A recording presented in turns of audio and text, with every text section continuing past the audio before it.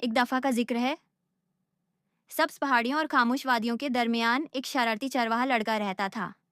वो हर रोज एक ऊंची पहाड़ी पर खड़ा होकर अपनी भेड़ों के रियोड़ की निगहबानी करता था। लेकिन सच पूछें तो वो बोर हो चुका था। भेड़ें सारा दिन एक ही काम करती थीं, बस घास चरती, इधर उधर घूमती रहती और धूप में ऊँगती रहती।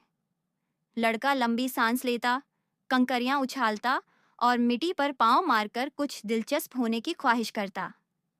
फिर एक दिन उसके जहन में एक शरारत आई। एक शरारत जिसमें मज़ा भी था और सनसनी भी। वो एकदम उछलकर खड़ा हुआ, पहाड़ी के किनारे की तरफ दौड़ा और जोर से चीखने लगा, भेड़िया, भेड़िया आ गया है, भेड़िया भेड़ ने खा रहा है। नीचे गांव में रहने वाले लोगों ने उसकी आवाज़ सुनी। उन्होंने सब कुछ छोड़ दिया और तेजी से पहाड़ की तरफ दौड़ पड़े। सांस फूली हुई, चेहरे परेशान, मदद के लिए तैयार। मगर जब वो ऊपर पहुंचे तो उन्होंने देखा भेड़ें आराम से घास चर रही थीं और चरवाहा जमीन पर लेटा जोर जोर से हंस रहा था। यहाँ तो कोई भेड़िया नहीं, उसने कहकहा लगाया। मैं तो बस बोर हो रहा था। गांव वाले गुस्से में आ गए। एक आदमी ने सर हिलाते हुए कहा, ये मजाक नहीं था लड़के। लेकिन चरवाहा सिर्फ मुस्कुराया और कंधे उचका दिए।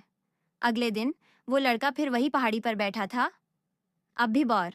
और फिर अचानक उसने दोबारा चिल्लाना शुरू किया, भेड़िया, भेड़िया आ गया, मेरी मदद करो। एक बार फिर गांव वाले दौड़ते हुए आए और एक बार फिर उन्हें कुछ ना मिला। न कोई भेड़िया, न कोई खतरा, बस वही लड़का और उसकी हंसी। अब गांव वाले थक चुके थे, दौड़ने से भी और उस लड़के की हंसी, झूठी बातों से भी। उन्होंने उसे सख्ती से कहा, पहली बार झूठ बोलोगे तो हम आएंगे, दूसरी बार बोलोगे तो शायद फिर भी आ जाएं, लेकिन तीसरी बार कोई भी तुम्हारी बात का यकीन नहीं करेगा।